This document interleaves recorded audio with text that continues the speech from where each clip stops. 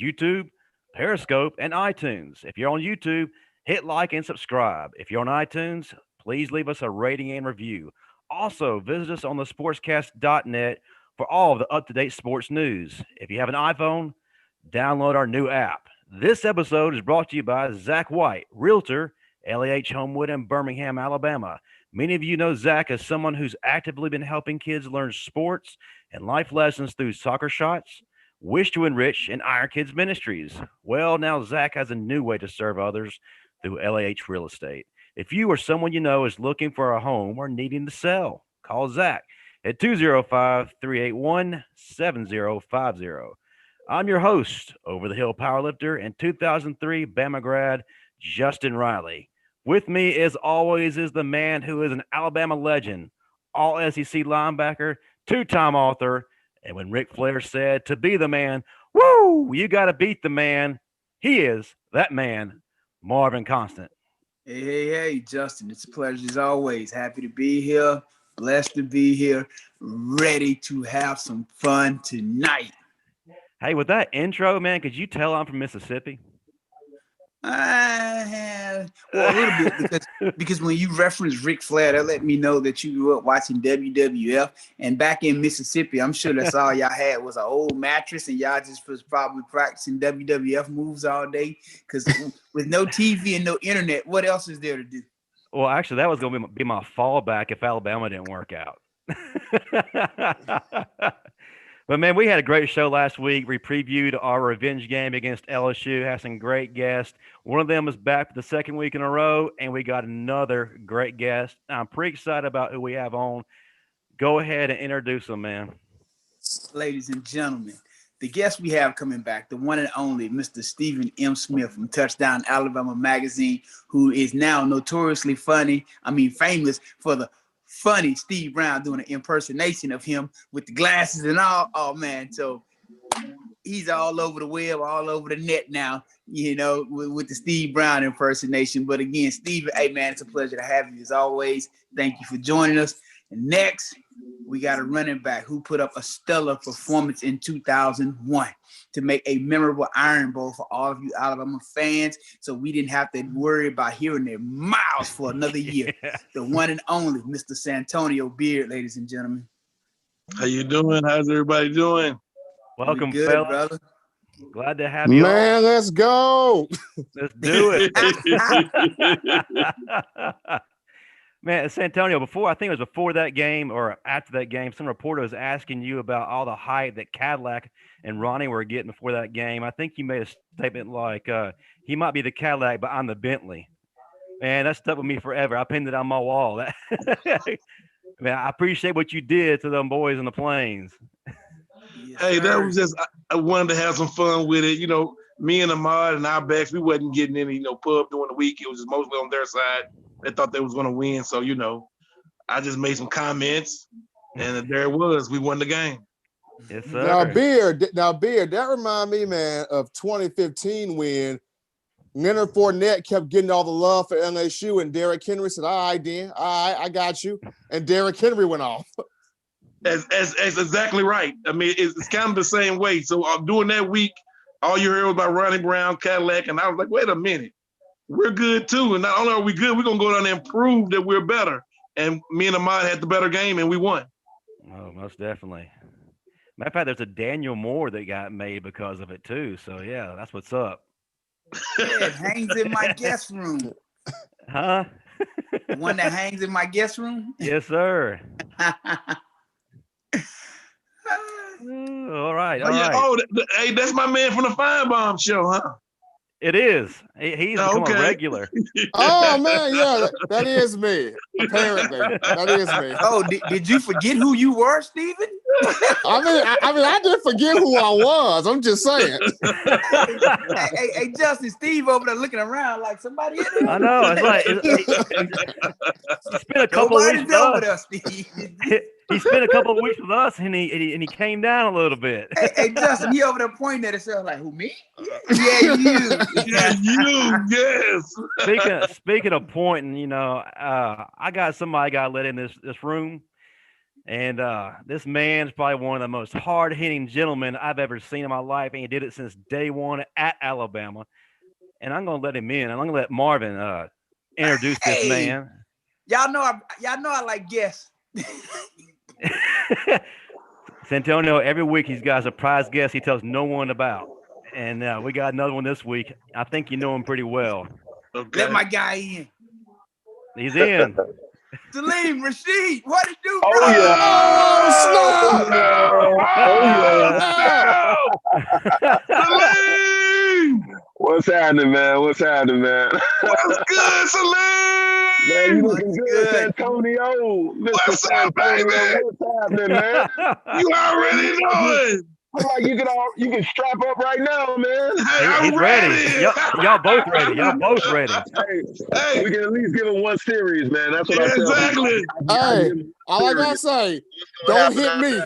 Just don't hit me. medical attention I'm gonna need after that. But I can give you one series, man. Saleem! Oh, snap, motherfucker, Saleem! Yeah. That's quite an man. intro. That is quite an intro, but we're not done yet. We're not done yet. We got another man waiting at the door too. Probably one of the most probably one of the most dynamic receivers Let I've him ever in. seen. Just let him in. There's only a few men who can wear the number 2. And Dude! I already know who it is. No! Let my guy in. there's only a few men who can wear the number 2. And here he is, Mr. AC Carter. What's up, fellas? Stop, man. Stop, man. Come on Man. now. What's happening, guys? That's what I'm talking about. AC. Wow. What's up, fellas? My man. Oh, man, Hey, hell Saleem. no. What's up, guys? Man, you can't miss this What's man up? anywhere, man. Man, how y'all doing, man? We good, brother. We happy to have you, man. What you doing, Deuce? Man, I'm at work, man. I just want to show my face. I could not let Big Moot down. Yeah, same here, And man. we appreciate it. Hey, Hey, You see, we smoke both in our cars, man. I'm just getting off too. Man, I'm not even off yet, man. We got inventory not going even on. Oh, wow. Man, it's That's crazy love, busy. man. Yeah, that's love, man. That's Hey, that but I opportunity, man. couldn't let Big Moot down, man. Yeah, man. No. It never I is. appreciate y'all boys. Hey, for spending a this little time class of with us. 99 right here. This class of Hey. 99. we're not done. Hey, Santonio, we're not done yet. We got some more. We're fielding the whole team tonight. Let him in. No. Let my guy in. No. Where'd he go? Man, tell him to come back, Marvin. He just left. I just told him to come in. Wait, there you. All right. He's calling Let on my two guy different. in. He's calling on both phones. And one of those is a flip phone. Let my guy in. Who we got? Come Who on. we got, man? Hold on. This dial up from Mississippi is slowing things down, guys. I'm sorry. I don't know. Hold on. He said password. You don't need no password. Password. We don't have pass. We have an open door policy here. Especially for this man. Yeah, I can't remember. Yeah, Hey, see, I yeah. can't remember if I ever saw you drop a pass, man. I'm trying to think of a time where I actually saw you drop a pass, man. Man, I don't drop balls. I can't think of one. I really can't think of never one, man. happened. Hey, but Saleem, you know what though? Everybody's talking about this catch that Smitty made on Saturday. What about that one in the swamp in Come 99 that's out? Come on, man. AC made a catch just like that. Talk AC about made it. a catch just like that. Talk Oh, about yeah, it. he made a catch just like that. They don't know. That was Bama's comeback. That was our comeback In the here, back man. of the end zone. People weren't really paying attention, Hit man. him in the back of the end zone, just like that. Yeah. Man, I They don't remember, man. It's my They guy here, don't know, Justin. man. He's trying to don't get know, back man. on again. I don't know what's going on. Hey, what position did he play? He played DB. He used to be one of the fastest people in that secondary, but he's being very slow joining the cast. Smoke. They gotta be Smoke, smoke. dog. Is that smoke? Is that It gotta be smoke, dog. He gave I the need to use my clues, hype man. man. Is that Antonio, smoke? Hey, I need to use my hype man. out, huh? I need to use my hype man, Santonio. Man, that joker. He's Hey, fired man, up. I'm ready to go now. that joker been crazy. Man, that's why I enjoy watching him play when we're there. Man, he keeps dropping off. Man, you tell that man to get on here I sometime? got it. I'm sending it to his email right now. Where the hell is he at? Coastal Carolina?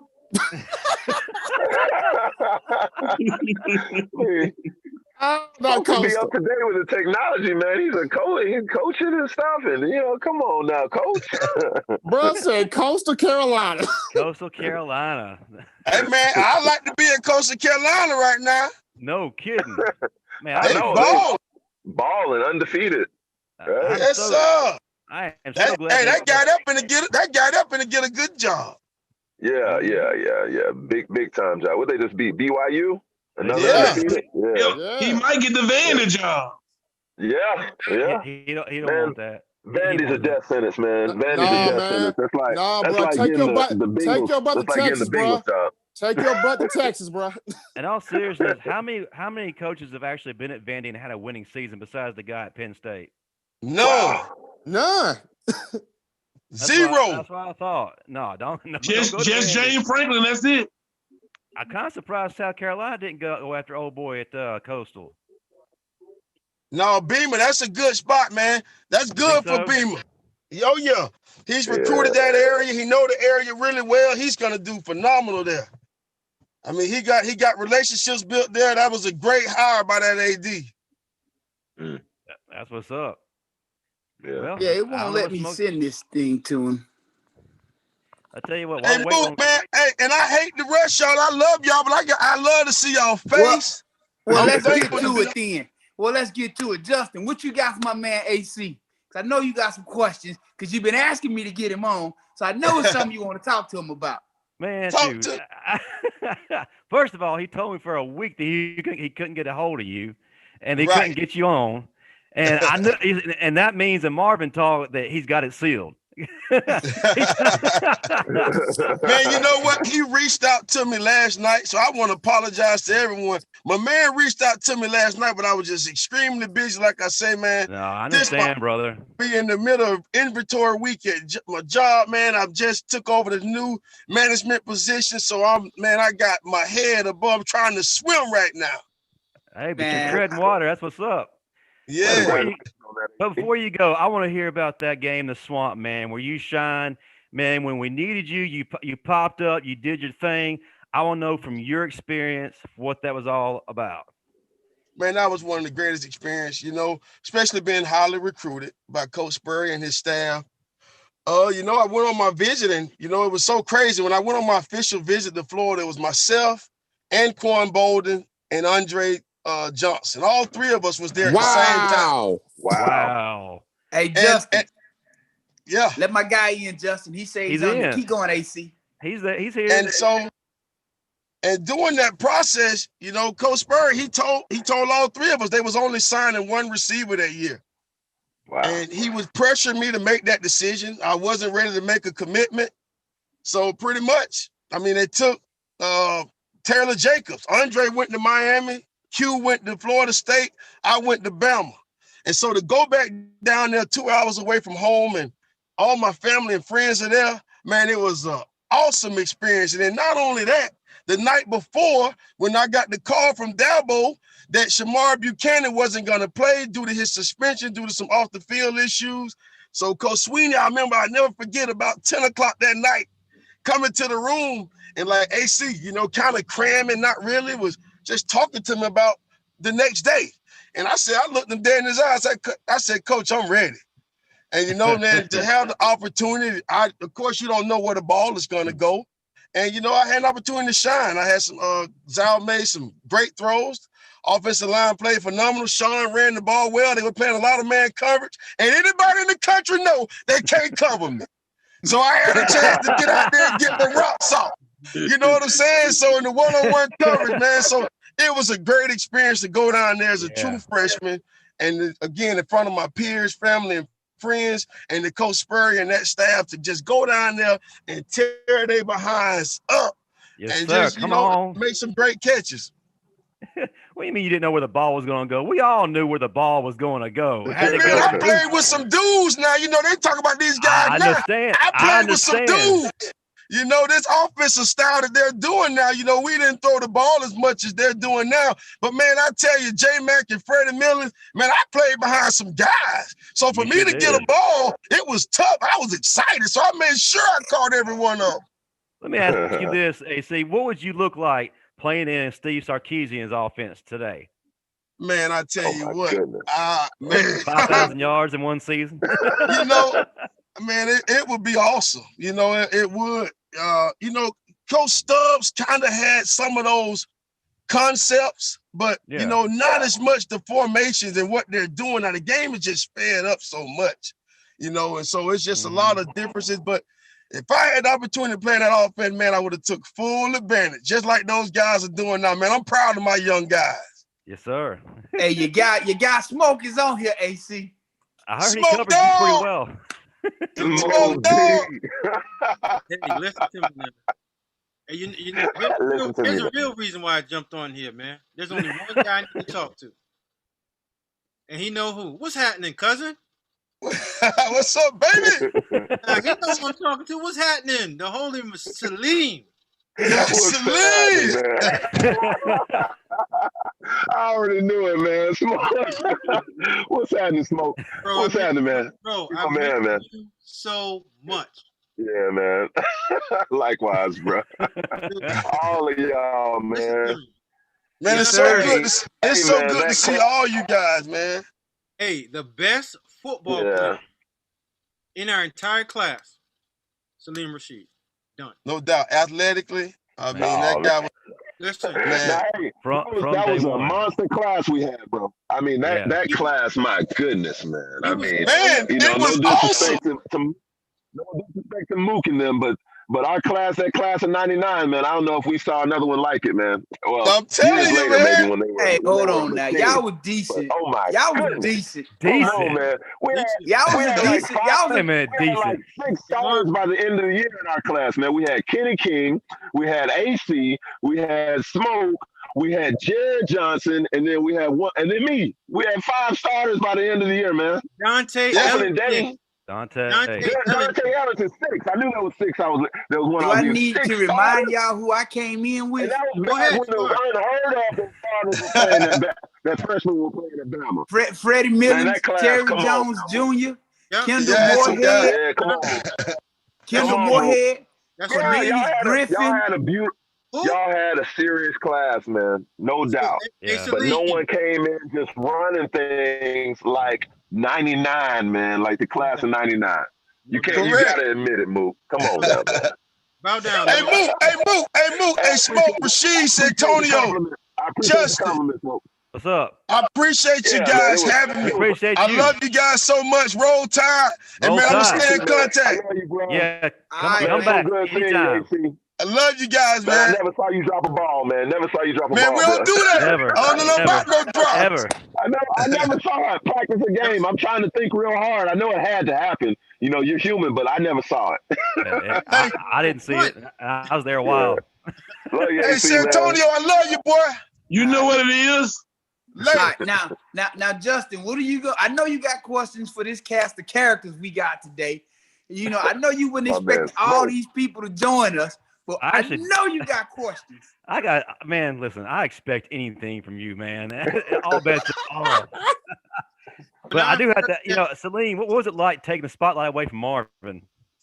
I can't say that I did that. I can't say that I took the spotlight away from I asked who talked more trash. I asked about the spotlight. Yeah, I ain't gonna tell that lie. Now, he was a beast. I mean, he was an absolute beast.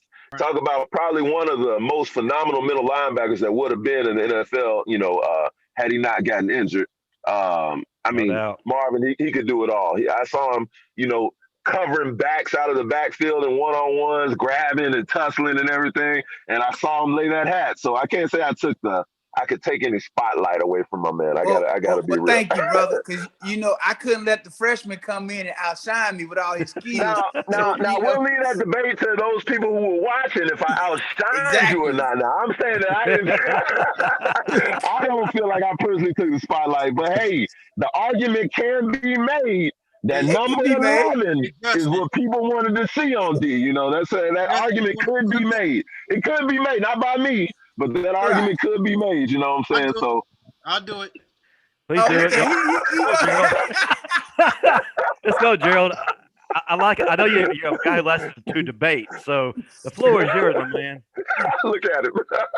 The floor is yours. Justin, I'm wondering who we gonna get the most politically correct answer from, Gerald or Steven at this moment. It'll be Steve Brown when he jumps on. No, I'm talking about Stephen M. Smith over there. I know. I'm reserving my judgment. All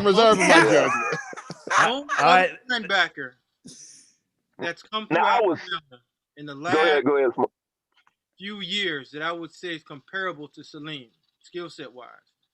D'Amico Ryans, C.J. Mosley, and maybe the young boy that's there right now. Moses. My opinion. I think Saleem is hands down to me maybe the best line. I know the best linebacker I played with at Bama. And Mook, I love you, but now Saleem was on a whole nother level. Justin, let me tell you the story how this guy Saleem, how impressive Saleem is as just an athlete. I know a little bit, but go ahead. We were playing Auburn. I don't know if you remember this day, Saleem, and you were going through the Ramadan deal, right? Yeah, I remember. And it had to be at least 100 degrees out there. And he was dying of thirst, tired, didn't come off the field. And they were squirting water in this man's face. He locked his lip, didn't even take a peek, and proceeded to go out there and lay off about 15 to 20 times. Never seen nothing like that. Yeah. Could run, hit, blitz, physically was ahead of everybody in our class. My man. Ahead of our class. You and Michael Gaines, to me, I came in, I was like, yeah, we can play, but I looked back and I said, wow, those two guys. I tell everybody to this day, even Richard Smith, when he wants to go off, you know what Richard is. Best linebacker. Oh, yeah. D'Amico Ryans, number 2, Marvin Constant, you number 3. And then Brooke Daniels falls in there somewhere. But sorry, Moon, you got it. I can live with that. I appreciate the compliment, Gerald. I appreciate the love, man. Appreciate the love, Smoke. It's truth. It's truth. Yeah. And yeah, I got maybe the best running back that I played with at Bama. Next to Sean, on the line too, Santonio Beard. Yeah. Talented, man. Mook, I'm sorry. Your 98 class, if you guys were so good, you might have won an SEC championship your first year. Last time I checked. Oh, my dang, God. Smoke. Dang, bro. He's got kids, man. Oh, God. Oh, Smoke no. and 5 to AK. My God. I'm just going to wait a second. Smoke. Yeah. Smoke. You also went to the Orange Bowls to the Music City Bowl. Oh, yeah, it's right there. Oh, my fault, right there. Oh, I'm sorry. I apologize. Yeah, man. Yeah, man. Where y'all go after that? I think y'all was down at the Independence Bowl somewhere. And here's another question. Hold on. And then they gave y'all bowl rings for that? They wasted rings on the game in Shreveport? I don't remember a thing about no bowl rings, man. I don't remember. Hey, Justin, we don't even wear that. So let me ask you a question, Marvin. How many 10-win seasons, right, did you have under your belt? 1. Okay. That's 1 out of your class. 1. Well, that's just because I didn't play. I got injured. More than that. That's 2. Sorry. 2's better than 1. Next. Justin, can we get him off the line? Can we get him? Well, the thing is, we lost Santonio and we got. Oh, man. Justin, I only came on because I heard Saleem was going to be on. I said, we appreciate it. We appreciate me and Smoke go way back, man. I've been looking I'm surprised he didn't. I'm surprised he didn't call me what he normally calls me. What's that? Ramadan. My bad. Hey, listen, now, man. I respect it. I respect Hey, it. Saleem. Yeah, I appreciate that, man. Hey, Gerald. Yes, Saleem, I know y'all remember this. Every time Coach J used to get mad at Saleem. Man. I've heard this story, Saleem. Hey, look, what did he say that one day we was in practice, Saleem? Man, God damn it, Mohammed. Get your ass in the feed gap. He came with some low blows, man. I probably in this day and age, had he came with that, man, I probably would have owned him, man. I would have owned him, his houses, everything, man. You know what Alice Johnson said to me? Those were the old school days, man. Coaches could get away with Yeah, they could get away. Team over there, Mohammed. Not now, man. Yeah, I'd be like, dang, man, he just gonna talk to me like this. I still can't get over that. Hey, Mark, here's the worst trick I played on Saleem, and that's when I was in my gym days. You remember we used to have all those the bags of pork grinds over there at Bryant? Oh man, yeah, I remember that, man. What did you do? So I hoarded like at least 20, 30 bags of them. Got him in a box. Made sure Saleem wasn't in his locker. Went in there and dumped all them bags of chips in his locker. Why would you do that, man? Oh my gosh. Listen, nasty, filthy football players, man, fulfilling what people already think about us, man. That just changed my whole image. All of it. Man, I wasn't right. Anything and everything goes back in that day, man. That wouldn't include the program. Absolutely no limits, man. That was my brother, though, man. I have nothing. Yeah, man. We came in that freshman class, man. We were hungry. I think that's one of the hungriest classes that I've actually seen, that class in 99. I mean, we came in like, just everybody was just so hungry, man. And it was just phenomenal to meet a lot of like-minded people who just wanted to come in and just eat and take stuff, So, yeah, it was a pretty special class. And the crazy thing is, it's like your hunger was. It was hey Marvin, I got something for you. What's that? You'll see. Since it's a reunion, I thought, why not get the rest of the team? Who you got on here, Justin? Oh, he didn't surprise you? Right. He gonna surprise me? I surprised you. He didn't surprise you? Who you got? What's going on, guys? Oh, Mr. Grimes. What's happening, man? Reggie Grimes. I still remember your Lambo lead, man. Hold on, give me a second. Y'all remember the Lambo lead?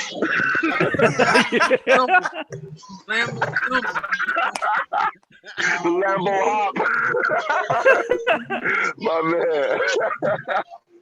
What's up, Coach? What's up, fellas? What's Fred, going on? Graduating partner, what's happening? Mo. What's happening? Man, I can't call it. Good to see you, Big Grind. Long, man. Good to see you. How you been making it, man? Man, good, man. Good, man. I've been doing well, man. Just selling cars now, man. That's what's up. Big G, what's going on, man? How is your son, man? I try to catch him sometimes down there in Oklahoma. I was going to ask you that. Oh, yeah, your son plays in Oklahoma? Yeah, man. Oh, cool, man. Man, congratulations, man. That's big, man. Appreciate it, bro. Appreciate it. Yeah. I'm actually at my daughter's basketball game right now. So they went to the half, so I ducked out real quick. I appreciate that. All right, man. Man, this man right here having the best you coming on, man. This man right here having the best interception returns for a touchdown in the SEC championship game I've ever seen.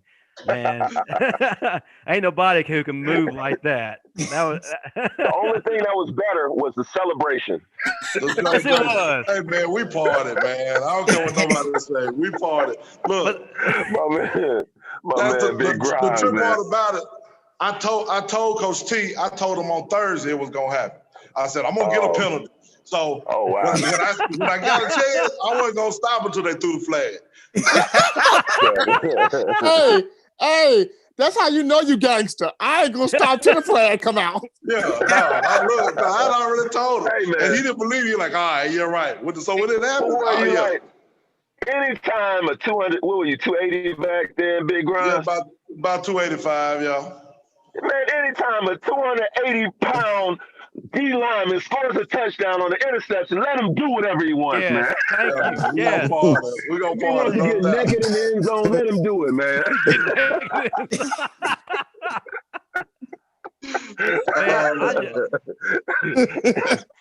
I just hate they didn't let you keep that sign, Reggie. Yeah, man. No, look, it was going home with me. I already had a spot for it. And I was doing the interview, and I saw somebody sneak it. And I turned around, it was gone, man. It was gone. So. And that one right. Take a minute to brag on your son, man. How do you do this season? I know you got a lot to say, so I'd love to get an update on how he did for Oklahoma. Oh, he's having a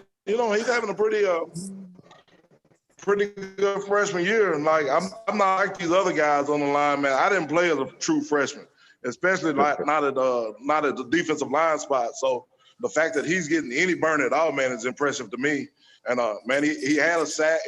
He had a sack in his first game, and then he had another sack against Kansas, but he grazed that old face, man, so it negated the sack. But man, he impressed me. You know, he's blowing me away, the fact that all of this is coming from an 18-year-old. And I think about my first year at Bama, I wasn't even playing the position playing. So for him to be in a Power 5 and getting in, it's just fascinating. It's on Crimson. You know, it is what it is. He has to walk his own journey. So, I can dig colors. How about that? And congratulations, man. That's huge, Big Grimes, man. Congratulations, man. That's quite a success, man. You ought to be a happy father, man, and proud father, man. Congratulations on that, bro. Hey, Justin, I'm going to have to jump off, man. But all right, brother. The only reason I came on again, I just heard that AC, when they said Saleem, I've been looking for this. I had to see you. Smokes, my man. I gotta head off too, Mook. All right, man. Hey, thank you guys for taking time to stop in with us, man. Hey, man, I appreciate the invitation. Smoke, man. I love you, bro. Good to see you, man. Hit me up, Smoke. For real. That's what's up. I got to run too, guys. All right, guys. I'll let y'all, man. Y'all be the game about to start back. Roll Tide. Hey, y'all. All right, man. I appreciate you inviting me, Mook. Anytime, brother.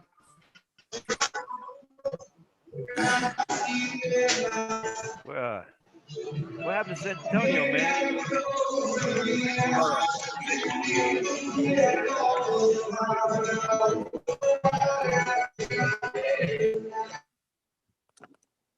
All right, I got it. All right, guys. All right. Well, yeah, I just sent him a message, see where he at, see what happened to him. But you gotta admit, you weren't expecting all those gentlemen to pop in. You know, Marvin, just when I think I got you figured out, man, you go 100 times over that. You definitely topped what you've done before, brother. So that I'm waiting for what's coming next, especially next week with the SEC championship coming up. When can you get Saleem, Rasheed, Antonio Carter, and Gerald Dixon to all just Zoom bomb your call, just pop you? Man, you can't. It just doesn't happen. Not every man can do that. Well, since you actually just created chaos, we're going to move into our favorite segment, Constant Chaos, brought to you by Milo's, who has one of the greatest food traditions since 1946. What this is about is it allows Marvin to give us his unfiltered thoughts on issues surrounding the Crimson Tide or college football in general. Marvin, what do you have for us this week? It's all tied to this game this past week. They should not have gotten on the scoreboard. There was a lot of very questionable calls in the first two quarters of this game. It looked like somebody told him to stop calling the BS that he was calling and stick to the script. And the entire game plan defensively changed after that. But you look at what they did in those first two quarters, and they were moving the ball on us when they scored those two touchdowns. Shouldn't have happened. You talking about some horrible calls? So I'm just wondering who told old Petey to stop his crap and get back to the game plan, because clearly what we did the second half was nowhere near what we did the first half. it's like two completely different teams again. Because again, you're out here calling crap that you shouldn't be calling. Like, I don't get it, man. I don't. He has to go. Marvin. I'm just gonna say this, Marvin. So, because I was at the game, so I saw when Pete started tripping, Charlie Strong smacked him upside the head, and Charlie grabbed the play call sheet. I saw it happen. Charlie grabbed it. I can believe it. Charlie Strong grabbed it, and all you saw was Pete looking like this. And Nick Saban said, "Get behind me, Pete. Get behind." Well, they did show Charlie Strong in the booth with his headphones on. They did say that was one of the changes for this game because of missing. Now, see, he was on the sideline in the first half. He walked back to the booth at the halftime.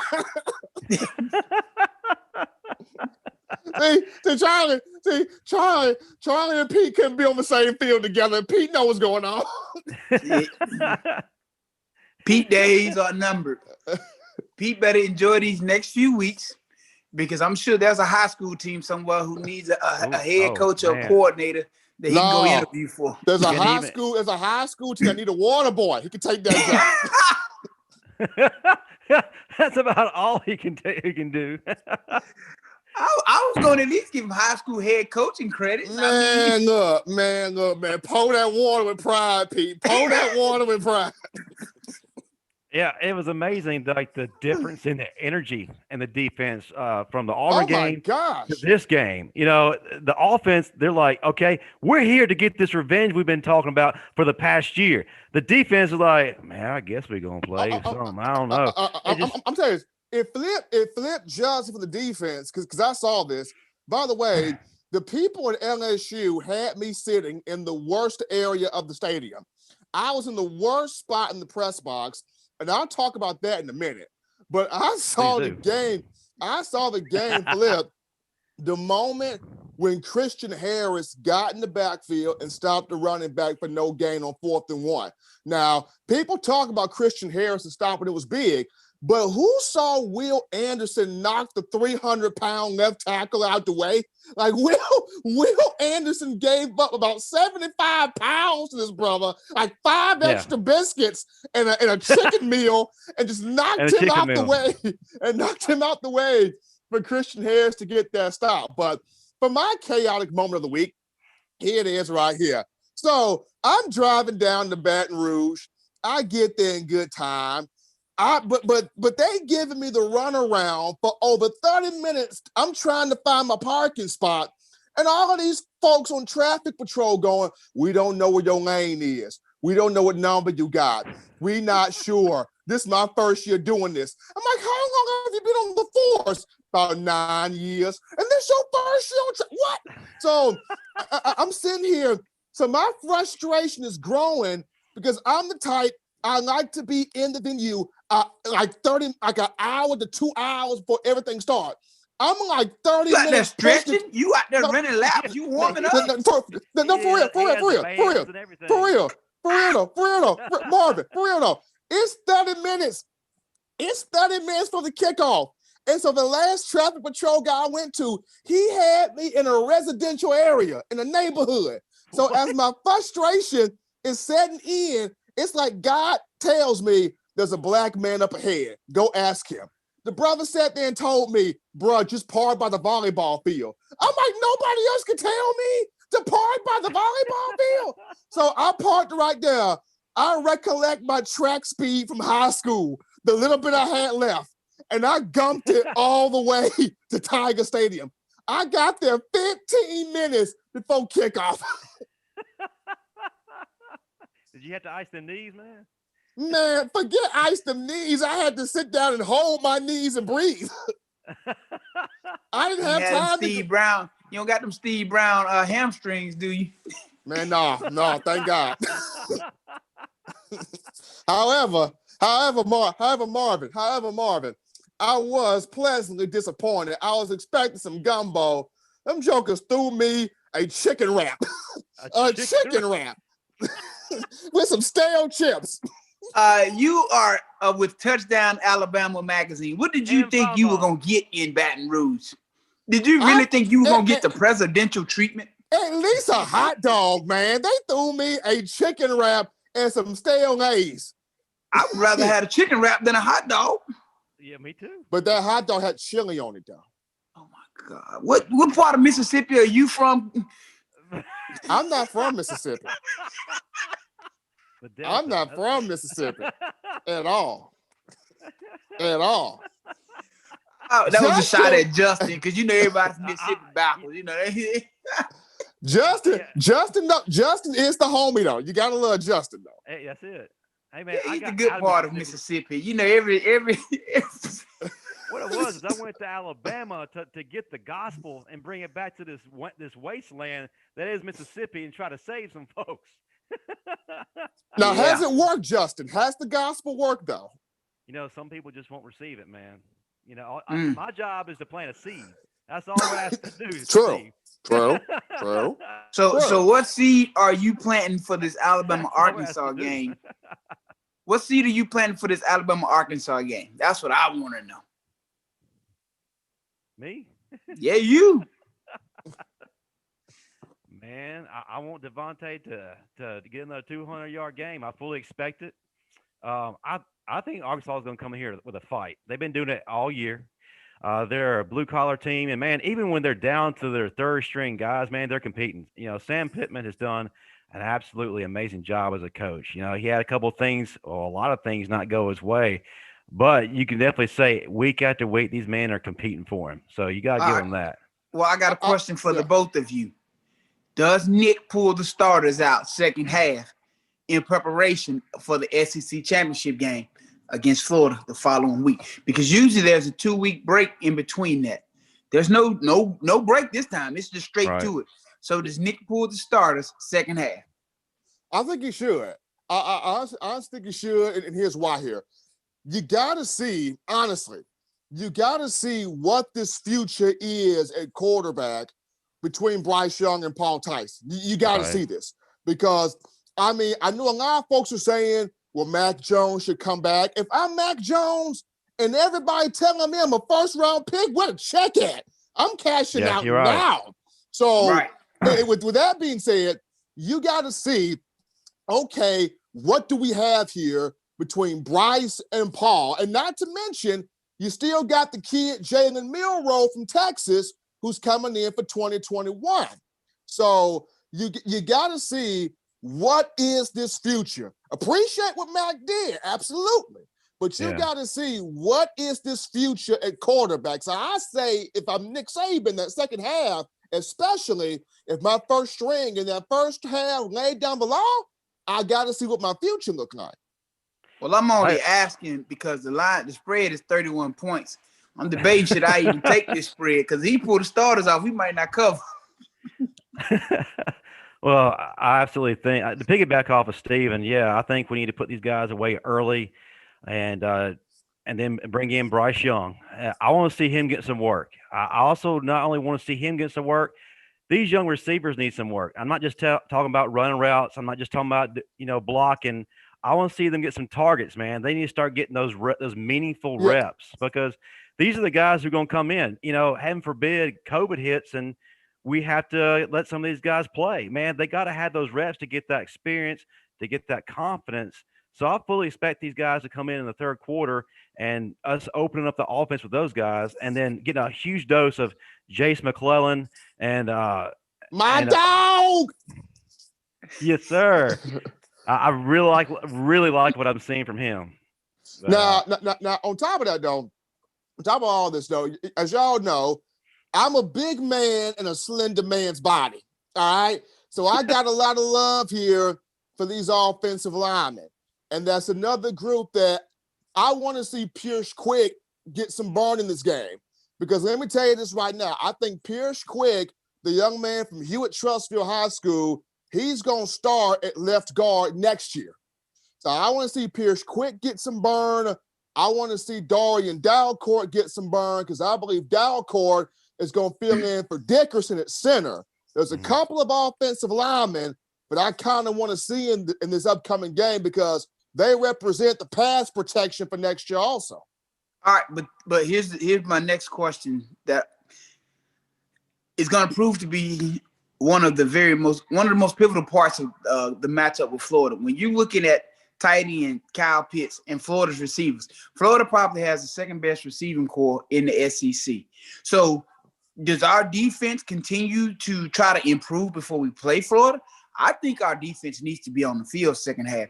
I don't think we need to give them a break. I think old Pete need to figure something out because, again, if you watched Arkansas play in that last game that they played against Mizzou beat them by 2, but they put the freshman quarterback in, and he looked pretty awesome. The way that kid was throwing the ball around, they gave Mizzou fits, and they put up some points. So for me, it's like, do you take your defense off to let them rest and let this freshman come out here and eat you alive when you know our defense needs as much work as they can get? Okay, Marvin, I'm going to answer that question in one statement. If I'm Pete Golden, I'm playing dime the whole game, and I'm telling Daniel Wright, you see that cooler? Monitor them coolers, Daniel. You ain't getting out here. I'm not playing Daniel Wright. I ain't playing Daniel Wright. I'm playing dime, but the 2 guys I'm having out there, I'm putting DeMarco Helms at the money. Yeah. And I'm saying, Brian Branch, welcome to the world, kid. You starting at 3 safety. I agree. That's something that needed to be done several games ago. That kid is phenomenal, and he gets it. I mean, right away. And man, I love what we're seeing. I'm saying. But Justin, have you noticed this? And you too, also, Marvin. Have y'all noticed when Brian Branch and Malachi Moore are on the field together at the same time, how those 2 can just read each other? That. Yeah, I was about to say that. That duo That's the together. Craziest thing. It's like, I think you mentioned before, it's like watching Minka Fitzpatrick and Eddie Jackson together. I mean, I don't want to say right now that it's the reincarnation, but it's almost about to be the reincarnation. Quite possible. We actually got a caller buzzing in. Let's say, welcome to the Riley and Constant Show, minus Steve Brown. Who's on the line? Hey, for us? This is Victor Rocho. I love the Constant and Riley Justin show. Well, right now you're on the line with Justin and Marvin Constant and Stephen M. Smith from Touchdown Alabama Mag. What you got for us? Well, a couple things. Constant. Yes, sir. Hey, I heard you gave out a workout plan to someone that they really liked last week. Who is that? I don't know. Somebody was on the line. They thanked you for the workout plan or something. Andrew Zhao. Yeah. Yeah, Andrew. Yeah. Hey, I was just, I was mentioning to Justin that, you know, you look great shape on the film, man. You get some health tips to these young brothers out there. Hey, man, see what it takes to play at your level, man. They can go to 40plusstrong.com, grab a copy of my book, get in the best shape of their life. What's it called? 40plus.com? Yep. 40plusstrong.com. Why is that the first time I heard this on this show? What's the matter with you guys? Man, we talk about it all the time. You're not listening at the right time, brother. Right. You can't listen to this show and not get that. Okay, my apologies. I didn't hear it, but that's good to know. Hey, so what you think about this weekend with Jalen? Who wants to start? I'll start. I had the pleasure of watching Jalen come in that second half. He provided a spark to the team. He provided that energy. And he almost brought them back to win. You know, they had that one play where they ended up scoring that last touchdown to get to 30 when it was 23-16. And it looked like Jalen was going to come back and tie the score had they got another stop. But unfortunately, they didn't get that stop and let them score those 30 points. But just the energy that he provided to the team, you can see that spark. It's like they were happy to have him out there. Like, it's like they don't have confidence in Wentz anymore. So, I mean, I think they're doing the right thing by playing Jalen. He brings a unique skill set, and as long as they're going to call plays to suit his skill set, I think he's going to do amazing work in Philadelphia. I was going to say, you know, do the right thing, Doug Peterson. Dougie P, do the right thing here. I mean, Jalen went out there, brought a whole nother type of atmosphere. He brought a different type of juice in the game. And just to me, I feel like ever since the Eagles put up that huge billboard of Nick Foles after the Super Bowl, it has just shook Carson Wentz the wrong way. I think he's lost a lot of confidence since the Eagles put up that billboard of Nick Foles after the Super Bowl. Interesting. Yeah, I got a couple. I got comments when you guys are done. Go ahead. Someone else gonna go? Well, I was going to say, I think that it's about time that they inject Jalen into the offense. To be honest with you, I think they're about 3 or 4 games too late. Philadelphia's been struggling all year, and it's like they've been trying to force it to happen when it was just not going to happen. And injecting Jalen, like Marvin said, breathed life into that offense, breathed life into that team that just, quite frankly, was not there, and it wasn't going to be there until you did something drastic. And seeing Jalen take command of that offense and just show confidence and play with a veteran like mentality, man, it was just amazing. It's like he was meant to be there, and I was really impressed with the young man. I think he is the guy, and you gotta go with him. And you saw the spark he provided. I want to see what he looks like with the 2 halves. I'm not on screen, so I can't tell if everyone goes, so I can respond. Yeah. All right. So here's how I look at it from my perspective. And just so you know, I'm talking about him because he's from Alabama, but I am a Giant fan. So what I saw is that he did a good job, right? And I'm going to compare him to Tua, which is one of your Alabama boys too, right? Right. And the comparison is going to be is that when they just booted Fitzpatrick, like just the way they did, you know, I learned something from Byron, my co-host, is that he must have been getting enough snaps that the rest of the team was believing in him already. And so they were already planning to do that and him getting the right snaps. In Jalen's case, I'm concerned that they that was none of their plan. So Wentz is getting a lot more snaps, and Jalen isn't, or running with the first team. I don't know that, but that's how it seems because of the way they're acting with Wentz. And I think that he gave him a spark even without those extra reps. So they got to do something there, but I just think it's going to be hard to do something sitting a $100 million quarterback. But my feeling is Jalen didn't get enough reps when they needed him to get the reps. It's like what they did to Haskins. That's it. Well, here's what you have to realize. You say it's going to be hard to sit a $100 million quarterback. It's going to be hard to keep your job if you keep losing. So that's right. I think Pierce should get fired anyways, just like that defensive coordinator did from the Jets. You know how Philadelphia fans Pearson got lucky. He got lucky. Like I said, I don't, just. And another thing, I was back in Jersey when Donovan McNabb was playing. I know he's not from Alabama, but they would have gave him hell. Oh, they would have ran him out of town. That's just the way Eagles fans are. Man, they would have evicted McNabb. Yeah, he took him to like 4 NFC championships. So anyways, I just want to get your opinion. I just think that they need to. I think it'll help. It's hard to sit $100 million. I think they'll get fired. I don't know what's going to happen. Just my opinion. But I think for Jalen to improve on a team that doesn't have much, that's hard enough. Is he's got to get more reps with the first team. Agreed. I mean, you guys know that, right? I mean, Constant, you played. What's the difference between first team and second team? A lot of difference. The starter is the starter for a reason. Right, but whoever you pick as a starter, he gets more reps. I'm just saying, like in Tua's case, they were already giving him the reps. That plan was going to happen. They just did it in such fashion that surprised the NFL. But they were he was ready. They were putting him in. Just hopefully he doesn't get hurt too much. Okay, I appreciate it. Hey, no problem, man. Glad to have you. Hey, I'm looking out for the Alabama guys so I don't get attacked when I join your show. Hey, man, it's all in fun. You guys are like pit bulls, man. You throw one comment out, you got to take it all for you.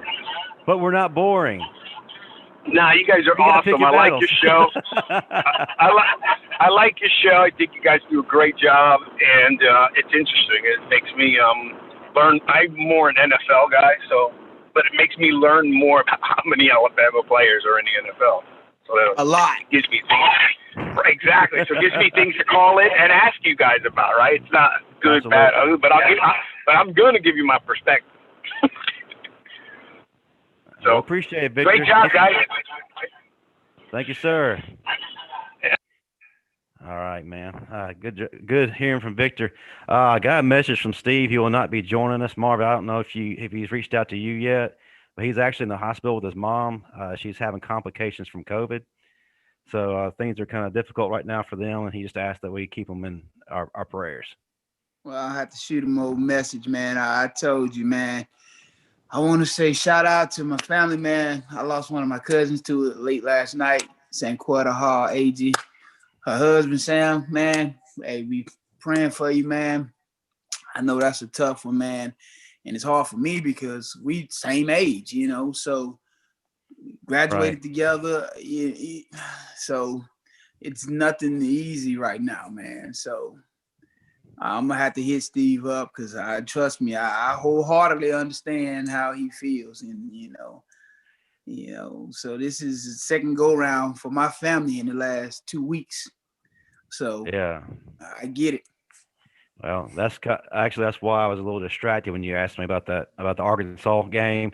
I got that text at about the same time that you were asking the question, and I was a little caught off guard. And sorry, my heart sunk and my mind wasn't all with it. So yeah, wanted to share that with you guys.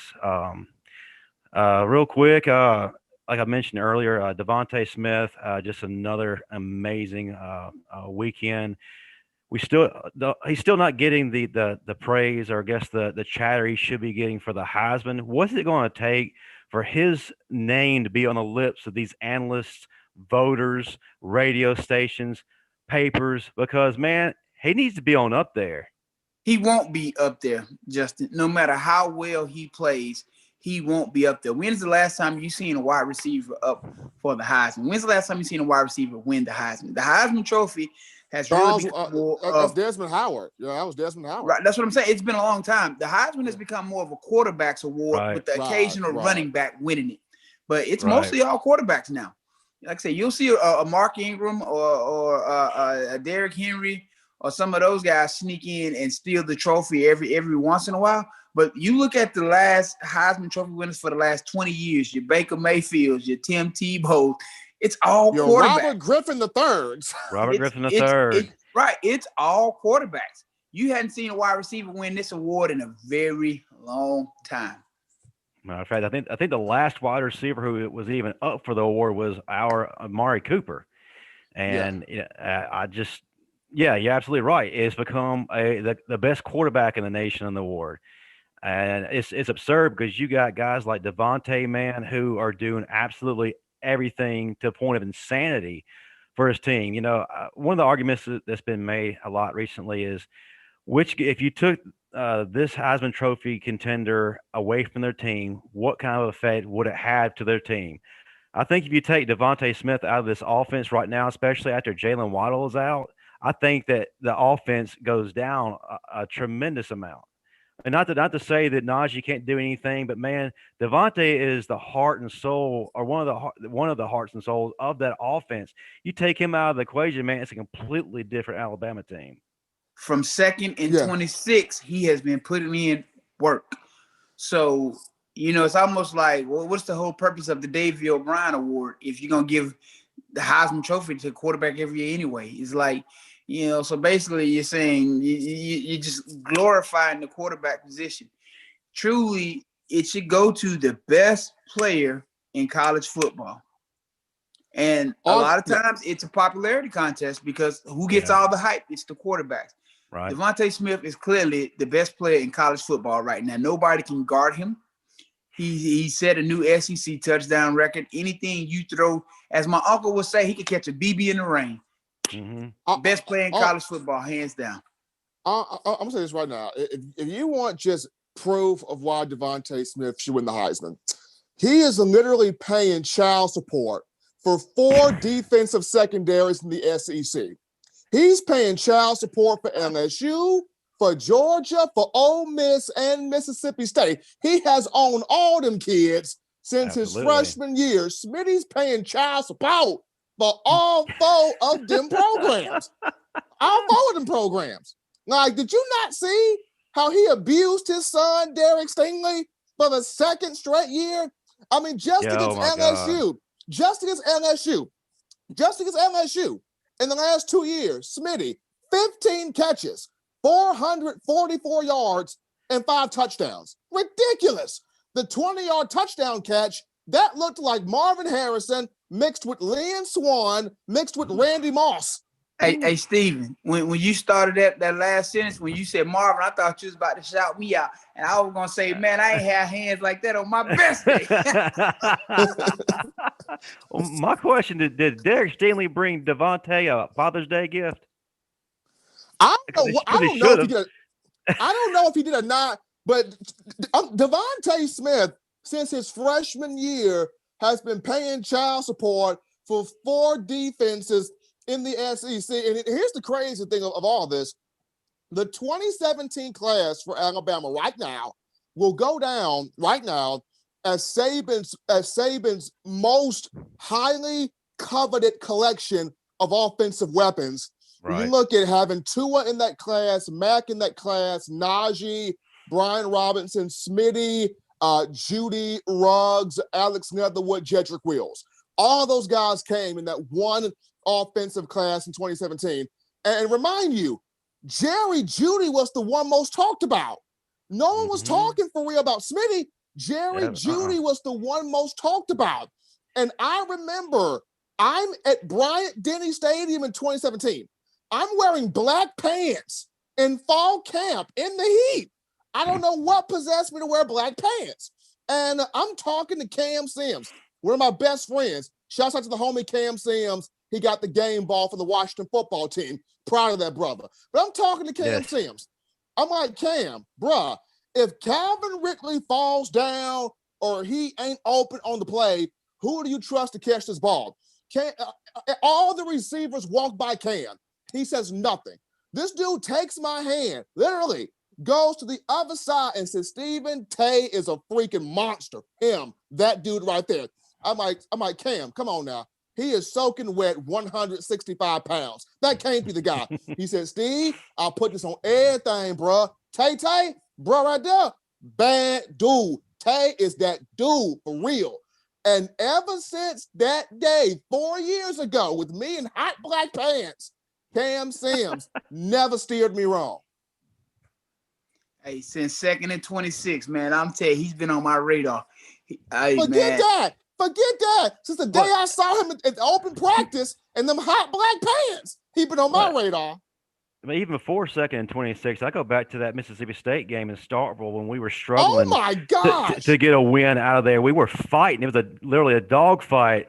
And, Jalen brings us back and gets that game-winning touchdown to Smitty. And I knew then that guy, that dude was something special. Even before then, the crazy catch he had against Vanderbilt that season where Tua hits that Steve Young move and goes straight to Smitty. But, yeah, he's definitely not getting the respect he deserves. Even during the game, they were praising Derek Stingley more than they were giving props to Devontae. We all know where Gary Daniels' allegiance is. We all know. Everybody but Alabama. And then for Brad Nessler, that they brought Brad from ABC to CBS, and half the time I'm wondering, was it really an upgrade to lose Vernon Lundquist for Brad Nessler? I mean, because sometimes I would prefer Vern. Now, Vern had a problem with mispronouncing the wrong name half the time, but but even Vern was a bit better than Brad Nessler is right now. I mean, I'm just being real. Right. Oh, half the time, I'm like, Brad Nessler, can we just blow the whole CBS up and let's get Gus Johnson and Ty Blackledge. Boom. Gus Johnson and Ty Blackledge. Bring them over here. I'll take it. I was hoping that Santonio would still be on because I would like to get his perspective on Najee and what he's doing right now. I mean, oh my word, Najee. They share the record of most touchdowns in a single game. Him, Sean, and Najee with 5. I really wanted to get his perspective, but it just seems to me that Najee is getting more NFL ready by the snap. This dude is just sick with his moves, man. I mean, the quickness, it's unreal, and it's escalated since last year. I think you told me during the summer he worked with what was it, Brad Lester and some other guys, and he kept on going on about how much work he's putting in. Dude, he's getting leaner. He's getting more chiseled. He's getting faster. I was like, man, there ain't no way you can improve upon what Najee's already doing. I was wrong. This man has played himself into a top 15, maybe a top 10 pick. He's putting up some numbers. I'm ready to see this draft. I'm ready to see how many of them going in the first round. I mean, absolutely. And here's the thing here, because I know as scared as a lot of NFL teams are to take a running back in the first round, because they're like, well, the shelf life of a running back is this many years, and he get hit that one time, is he going to be the same, and all of the stuff they be saying. But when you look at today's league, Najee Harris fits today's league. He can run. He can catch out the backfield. He can pass block. And that was one thing Najee couldn't do when he first got here. He couldn't pass block. Najee is sitting here chipping defensive backs and linebackers and I'm like, God dang, Najee. Like, Najee chipping people now. Well, Marvin, let me ask you this: if you went against a running back of his caliber in your day, how do you prepare for him ahead of the game? Honestly, I didn't watch film for real when I was playing, so I'm going to no, like, being serious, I didn't watch film for real. For me, when I played the game, I approached it just based off instinct. That's how I played the game. For me, I just couldn't sit there and watch film like that. I would go through practice. I would get my practice reps. And the one thing that I did do, Coach Jeff Rousey made me learn the sets. So based off different personnel groupings, what's going to come off different personnel groupings, no matter what team you're playing. If the tight end's on the ball, if he's off the ball, if he's covered up, if the linemen are heavy, if they sitting light. It's so many things that you read that goes through your mind that'll tell you before the ball even snaps what the play is going to be, if you are truly a student of the game. And that's what Coach Rousey made me. He made me into a student of the game. So for me, I didn't have to spend a lot of time watching film because, again, he taught me the sets, personnel groupings, what comes off what. So I learned so many things about pre-snap that most of the time I knew where the ball was going before it was even snapped. Right. So playing against a running back like Najee, I would say it would be similar to playing against Jamal Lewis, because Jamal had that same skill set, could catch the ball out the backfield, could block. And Jamal was around 6 foot, around 230 pounds, and he ran that thing with a head of steam. He did. And I wore Jamal's ass out. now, Marvin, so let me ask you this then. So with you presenting the background of information that you just got on you, not necessarily watching film, but the coaching really helped you. Mm-hmm. Is there more negatives than positives to watching film to you? More negatives than positives?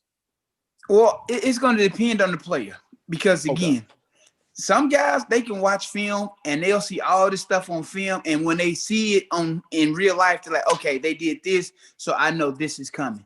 Some guys like me, just good at processing information extremely quickly.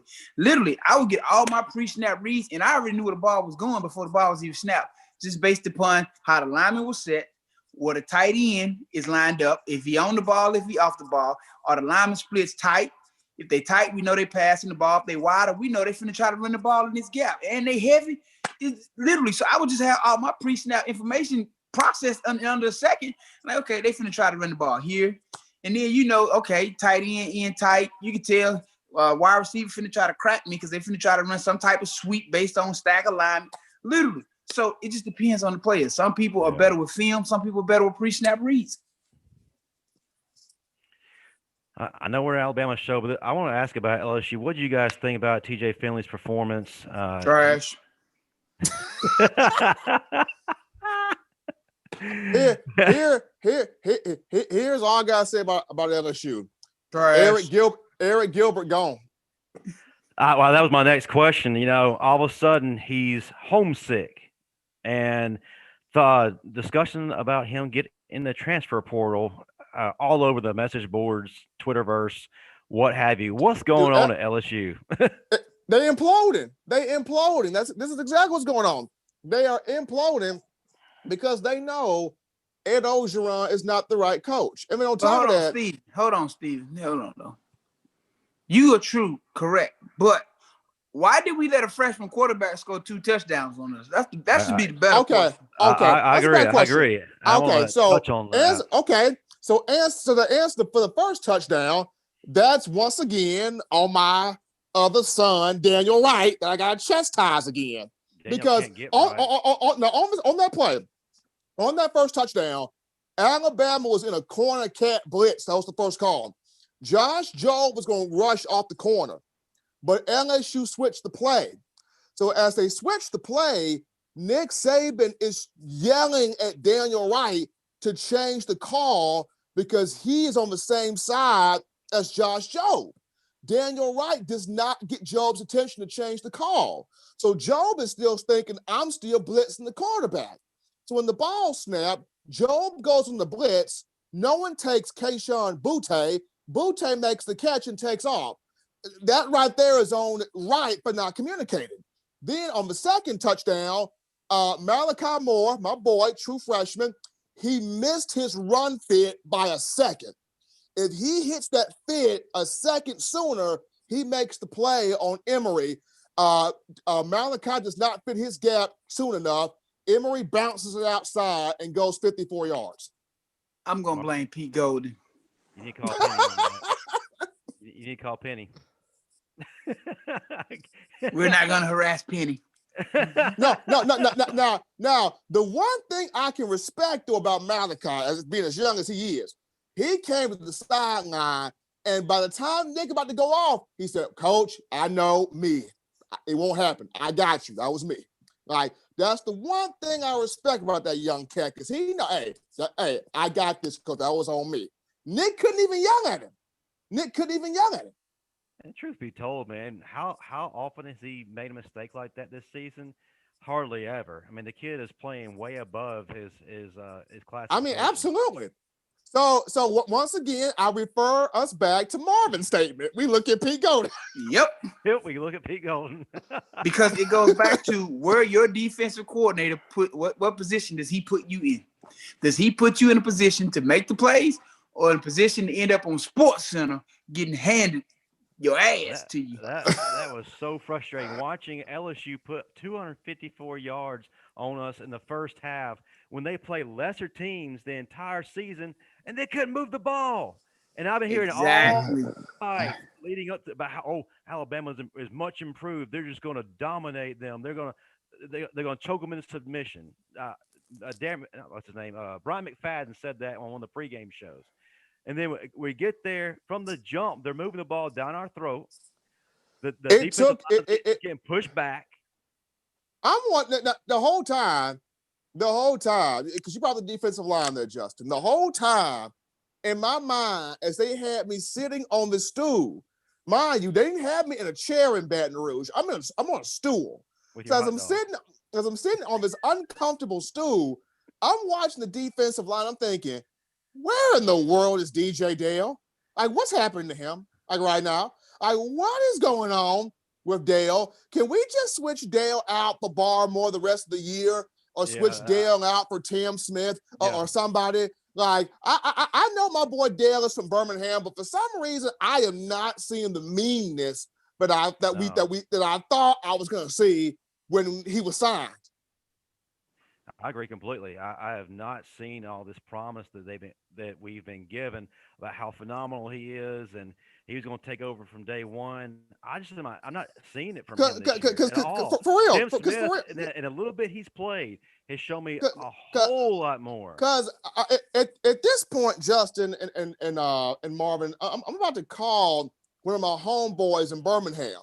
Because one of my homeboys in Birmingham literally told me, when DJ Dale was getting recruited, he was like, "Man, y'all finna sign the next Daron Payne." Yeah, I'm like, hold on, bro. You talking about big Daron Payne, like catching touchdowns, Daron Payne, like big interception, Daron Payne?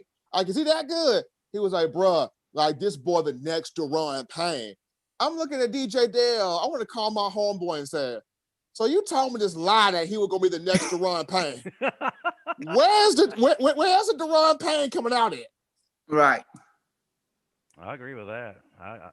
That's one of the things I heard since day one. And man, I The got next excited. I bought into the Deron hype. Payne. Man, you can't make claims like that and The not back it next up. Deron Payne. Like that's what I was told by the next Deron. And I knew with me studying football, I shouldn't have believed him. But a part of me was like, you know what? Let me go pop the tape in and see, is this the next Deron Payne? Well, in all fairness, Steven, you has believed that Ben Davis was going to show out this year. So don't. Well, I actually was watching Ben Davis. Now, I actually watched Ben Davis throughout these camps and whatnot. Did he really just take a Ben Davis shot at you?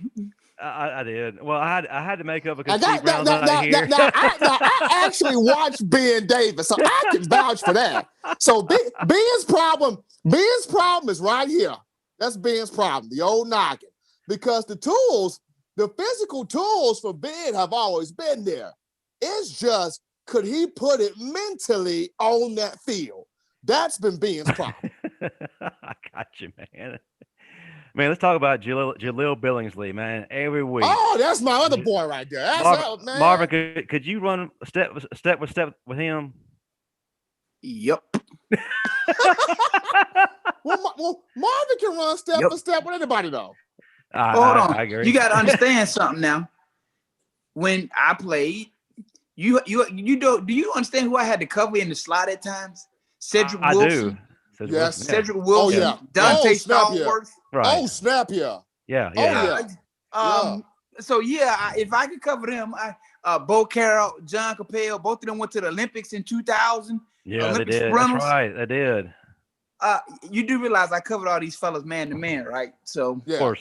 Let me pop my collar. I just like to get you stirred up a little bit, bro. But man, that guy's phenomenal, and I am waiting to see him get more and more and more involved. So with you bring up Jaleel here, Justin, do you feel like with the emergence of Jaleel, because he came from one of the roughest areas in Chicago, with the emergence of Jaleel Billingsley, is it now necessary that one of these freshman receivers pop now? Because with Jaleel coming up here, and with the play design of Sark getting Jaleel this open, because the way he runs routes, Jaleel runs routes like a wide receiver. To me, I think he's a faster version of Irv Smith. To me, yeah, I agree with think that. he is. But with him coming up now, do you feel like it's now necessary for one of these freshman receivers to pop? I don't feel like it's quite as necessary just because of what he's been able to do. I mean, he's about to become a star, and he's going to get a whole lot more touches. But I still want to see these young guys get some targets, get some experience in the event we will need them. But, yeah, I mean, based on what I've seen so far, the urgency isn't quite there. All right. Well, let's move into our prediction side of the show. We got some decent games this week, actually. So we'll start out. Marvin, number 10, Miami versus number 17, North Carolina. North Carolina is going to wear Miami out. Please explain that one. Miami's trash. They never cover. They've costed me money on numerous occasions. I'm taking North Carolina. Marvin, as a brother from the hood, let me give you some advice, man. Marion. Only bet on the first quarter of games from now on. If you decide to play the squares, only bet on the first quarter of games. Well, here's the thing about that. I took the first half last week on the Clemson game with the Alabama game. Alabama covered. Had I took the whole Clemson game, I'd have been fine. Because I also took Texas A&M, who covered on Auburn.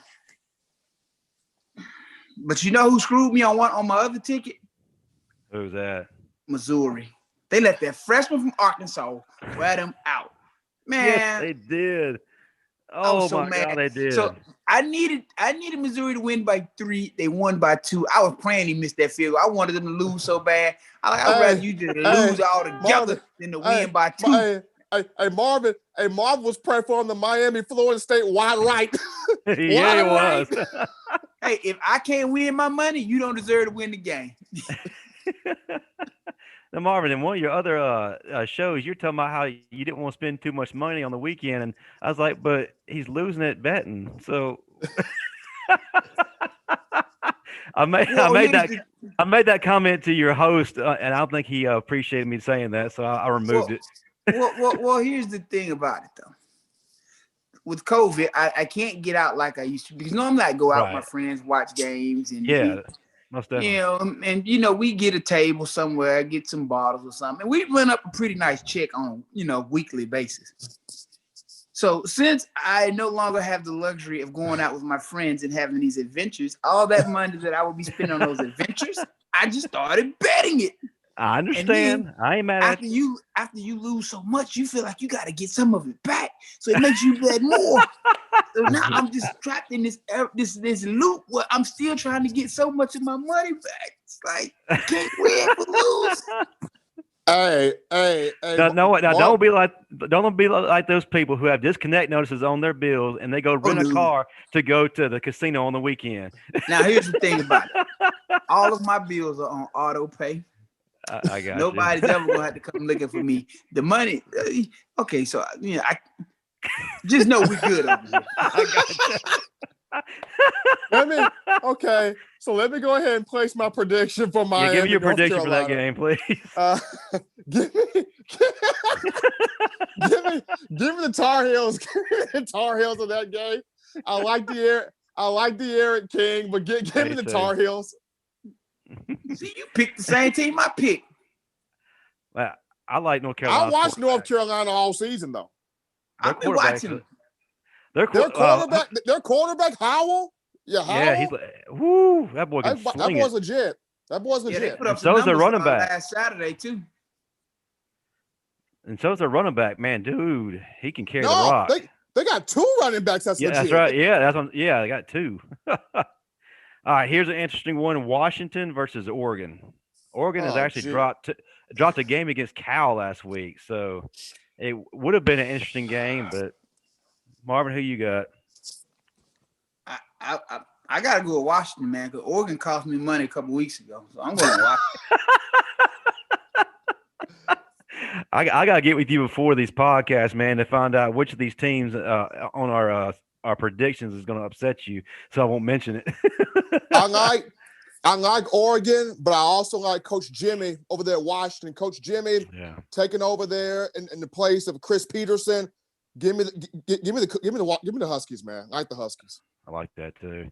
All right, here's an interesting game, a rivalry game. All right, so you see this? That's what I was playing last week. He got the parlay up. Oh my God. He got the parlay up. Parlay. Hey, parlay. Hey, that's what I was playing last week, man. I told you, man. Hey, listen, one way or another, I'm gonna get some of my money back. One way or another.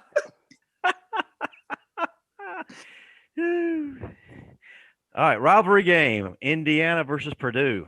Indiana, even with the backup quarterback, worked Wisconsin over last week. Yeah, I was about to say he's actually doing pretty good, man. Yeah, Steve, who you got? You know what? I like Indiana, but I'm feeling Purdue a little bit this time. Nah, I'm feeling Purdue this week. Indiana is actually only not covered one time this whole season. True, but I always feel like there's always that one game that Indiana's supposed to get, and they find a way to blow it. Purdue, boil up.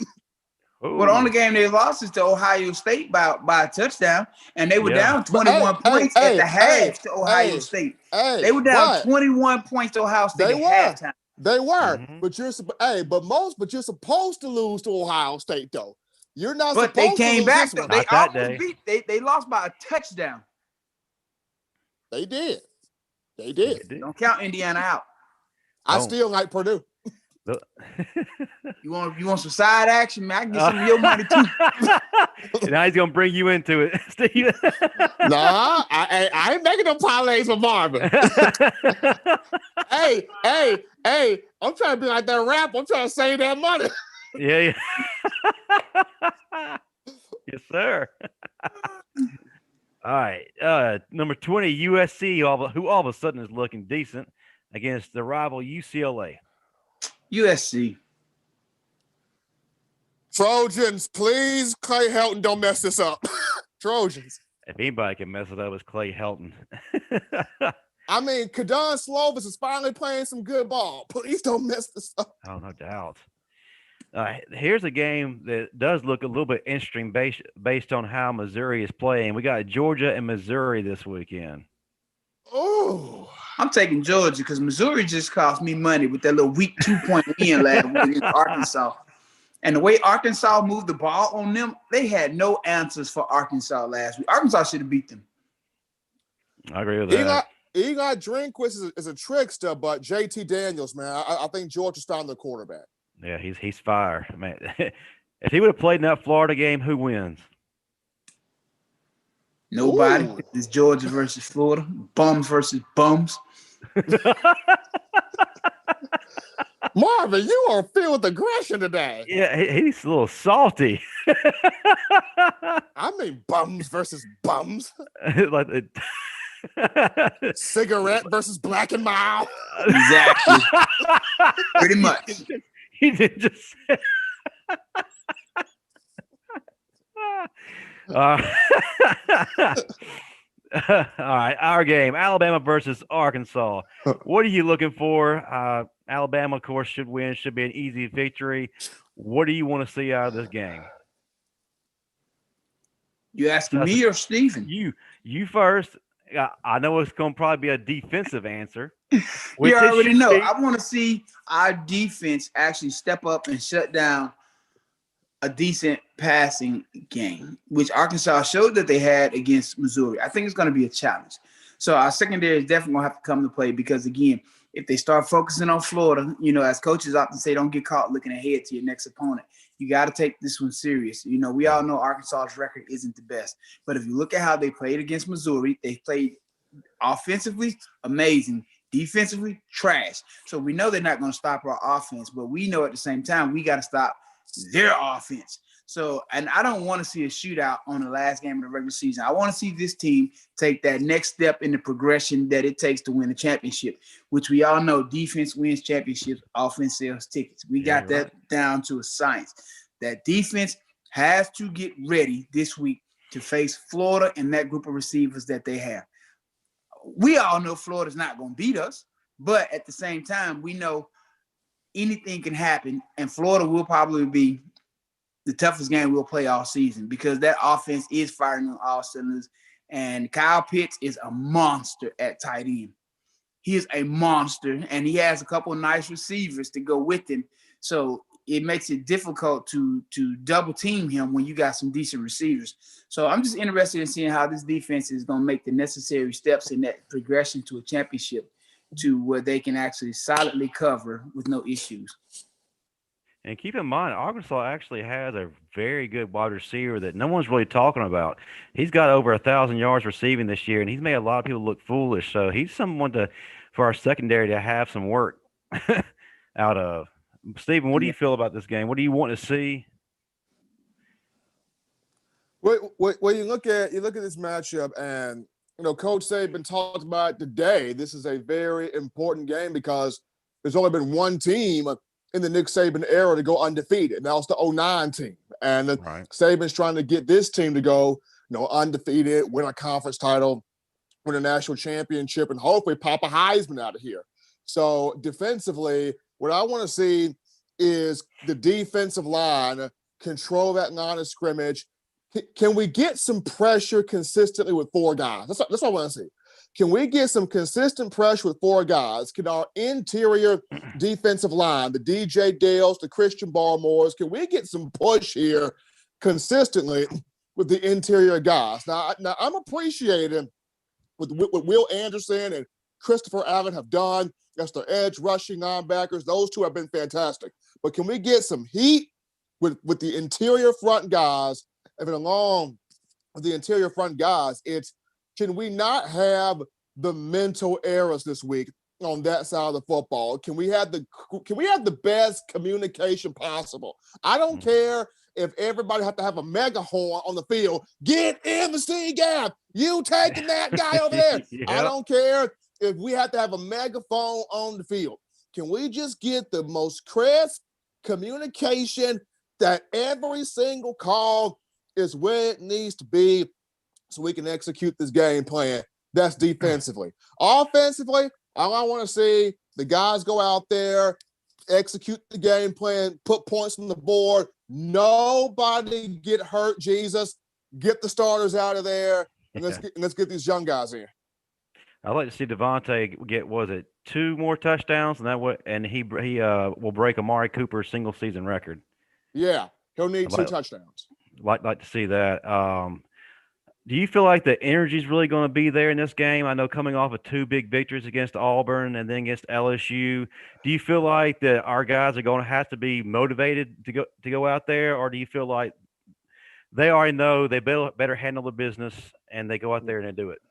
I think they're going to handle their business because it's too close to championship season for them not to. They know what's at stake right now. You're playing for the playoffs. You're playing for the opportunity to go to the championship. It's in the time to drop the ball. True. And then on top of that, with this being an 11 a.m. game, which once again, ESPN, I hate y'all for making this an 11 a.m. game. But Patrick Surtain II said something today that really, I was just like, Patty, this is why you that dude. So Patty was asked the question, you up for the Chuck Bednarik and the Thorpe and all of these awards, semifinalists, how you feel right now? Patrick Surtain looked that camera straight in the face and said, I don't care about that. I want a national championship. That man is locked in. Patty Surtain is locked in.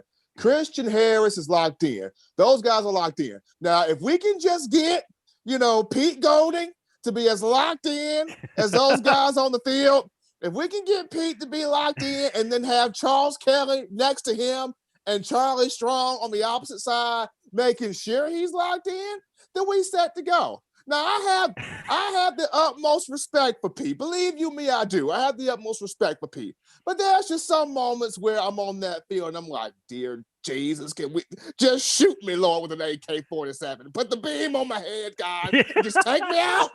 Just take me out. When you say locked in, do you mean like lock him in a storage room somewhere and let Charlie Strong handle this? Because that's what I'm thinking. Hey, you can take that term any way you want to take that term. Gotcha. All right, before we close down shop, Marvin, tell us how the book's doing. I'm seeing new posts every day, people bragging on what it's doing for them. It's amazing, but nobody can tell it better than you. What's up? Hey, man, if you haven't got your copy yet, make sure you go to 40plusstrong.com, grab it. That's the number 40plusstrong.com. When I tell you, I'm so thrilled. I get messages from people on a daily basis talking about what the book's doing for them and how they've improved their bodies and their whole overall mental health aspects and just living a better life, man. And, people, they'll send me pictures. They send me pictures of them holding the book. They're before and after pictures after 2 or 3 weeks, and they've already seen significant progress. Man, I'm just so happy to be a part of this process and just being able to give a tool and a resource back to people that's not costing them an arm and a leg, and that's allowing them to achieve the fitness goals that they want in life. I hear you, man. That's a blessing to hear that. And it's so amazing when you get to hear stories about how it's just changing every dynamic of their lives. And the thing is, for some of these folks, it's going to save their life. And that's a huge impact. Mm-hmm. Few program notes. Folks, tune in on Monday nights at 9 p.m., 10 p.m. Eastern. The Tyler Turner Show, in-depth college news on the Pac-12 and Big Ten. Then you got the Jones and a Roadshow show on Thursday nights. They are a bunch of 2 guys from Jersey. That's not a bunch. 2 guys from Jersey. You heard Victor earlier. Big Giants fans. They talk about the NFL. They talk about college. They talk about anything that comes to mind. So tune in. It's pretty hilarious. All right, Marvin, Next week is the big week, the SEC Championship. Steven, you are more than welcome to come back to preview this show of all shows. This show was a pretty big deal as we had the reunion show. So next week has got to be bigger than this. I'm thinking we're going to have some heroes from past SEC Championship games emerge. We might even see your boy Langham. Well, Marvin, have you already started putting it together, or you keep everything under wraps right now like you typically do? I mean, we all know. Yeah, he is. He got it. I'm just saying, we all know that I like my surprise guests. And you got to admit, I have some pretty awesome surprise guests that I pop in when I pop them in. So, when you were talking about, who we're going to get for today, I was like, I could just tell them to just put my surprise guest on the flyer and just get this over with. But nah, I'm going to keep my surprise. So I think I'm going to take that same approach going into next week. You can. Steve, just tune in. Jump on, get ready, get your popcorn with you, and jump on. Yeah. Hey, Steve, have you ever been a part of or on a show where you never know what superstar is gonna pop on? Man, this is crazy. All right, not only superstars, when you got Steve Brown wearing the glasses like this, talking about, I don't know which legs I'm looking at, man. Man, I can't tell you how many hits that thing has got on Twitter, Instagram. I put it on YouTube. I put it on TikTok. Man, you famous, man. I mean, that was. So, Steve, have you ever seen so much talent in one place, though? Nah, man. I mean, you guys are doing an unbelievable job with this. So I'm just happy to be included where all the fun is concerned. So that's just my thing. Can I tell you something? What? You're gonna want to be a part of who I'm bringing next week. Yeah. Okay. I'm bringing the heat next week. I got some folks I've been saving just for this occasion. Get your virtual autograph book. I mean, if you bring in Gene Stallings, dang, all right. I believe he would. I believe he could. I would be positive if Nick Saban himself pops in. You never know who might pop in here. Javier Arenas, I'm sure, is going to be on here. Mark Ingram. But yeah, it's going to be quite the cast of characters. But yeah, definitely. If y'all are able to, definitely want to have y'all tuning into the In My Own Words show tomorrow, because got a Philadelphia Eagles beat writer coming on. He is excited to talk about Jalen Hurts and what has led to this move.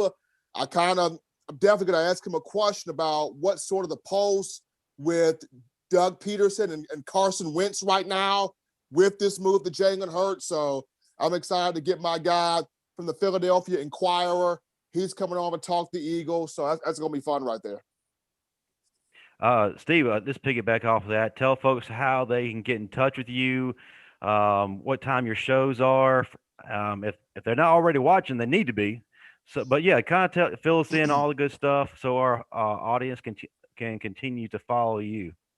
Well, people, when you are not being entertained by the amazing Riley and Constant show, you can, as always, check out In My Own Words with yours truly, Stephen Smith, otherwise known as the Floating Spirit. You can check me out every Monday, Wednesday, and Friday, 6 p.m. Central Time on YouTube for Touchdown Alabama Magazine, Monday, Wednesday, Friday. We're breaking down college football, Alabama football. I have some random comedy. Sometimes it works, sometimes it don't. But hey, we fly by the seat of our pants. It works. And we're gonna roll with it. You can find me on Twitter at Coaching M. Smith. The reason why it's at Coaching M. Smith, where I'm not talking about Bama football, I'm coaching some kids back home in my hometown, high school football. We did not have a season this year because of COVID. I'm upset by that because we had some kids this year that were set to win the 2A state title, and they did not give us our season. So I'm very upset by that, but we got some kids. They're going to be ready to ball next season. So follow me on Twitter at Coaching M. Smith, Facebook, that'd be at Stephen M. Smith. And as always, Follow the Riley and Constant show. You guys are amazing. All right. You guys are, man. I gotta talk about one last thing while I'm thinking about it. So Okay, let's do it. y'all know Funny Man, right? Oh yeah. Yeah. So y'all know Funny Man's mom and my mom's sister. So we first cousins, right? All right. Y'all know his brother. You might know his brother, Steven. He goes by DJ Stickerbush. I don't know DJ Stickerbush. All right. Well, he's a music engineer, producer, platinum plaques. He's engineered for Young Jeezy, YFN, Lucci, all these guys. He's made music. Okay, big time. Okay. So I got a message from them two the other day. And they asked me, they said, hey, what do you think about us getting together and doing a watch party for the SEC championship game? And I said, the only way I would commit to this is if I can do my live show from the watch party and bring a bunch of the guys who we would have on the show actually at the watch party. That's what's up. So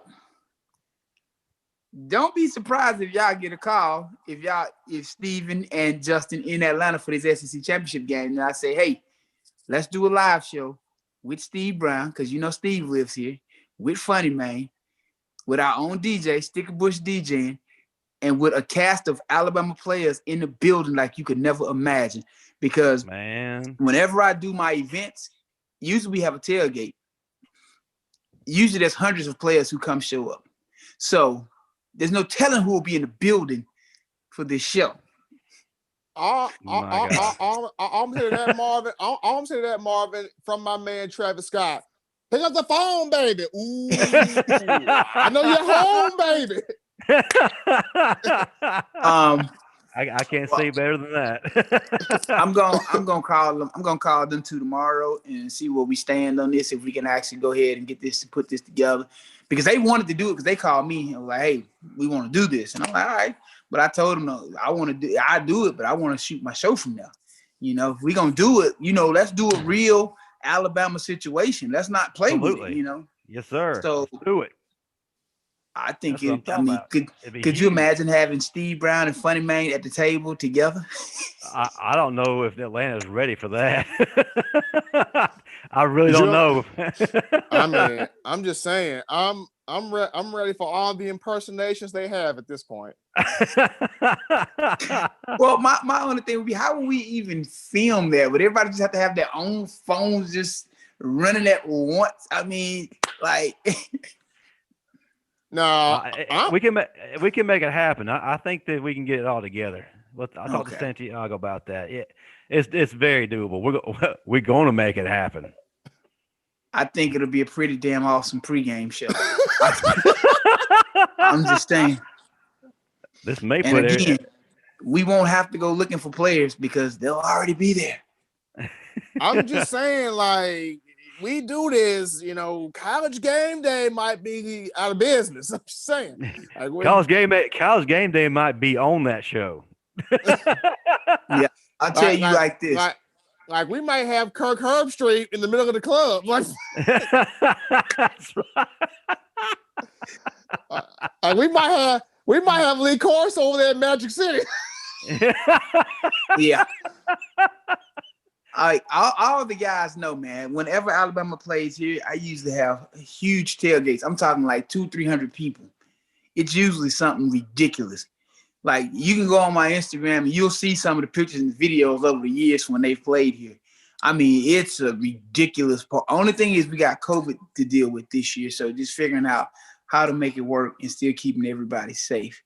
Right. So that's something that I'm going to talk to them about tomorrow, logistics-wise, and see how we can get around this, because again, man, there's too many people losing people on a daily basis to put people at risk. So if we can do it, I'm gonna make sure we make it happen, fellas. We'll find a way, no doubt. But don't worry, if we can't, we'll have an A-Day show. Yeah, we will. I'm ready for that. Oh man, that's even better. That's even better. Oh yeah. See, Steve, you don't know about the undisclosed something that goes on. We'll talk about that off camera. Yeah, Justin. Here's a little something. I know about it. Somebody almost gave it up a while back. Yeah, somebody was talking about it on one of the shows. I almost dropped like, no, you can't talk about this on air. Matter of fact, I don't think they've been back. So, dang, it's serious, man. Well, it's a secret gathering of the former players that nobody knows about but us. Mm-hmm.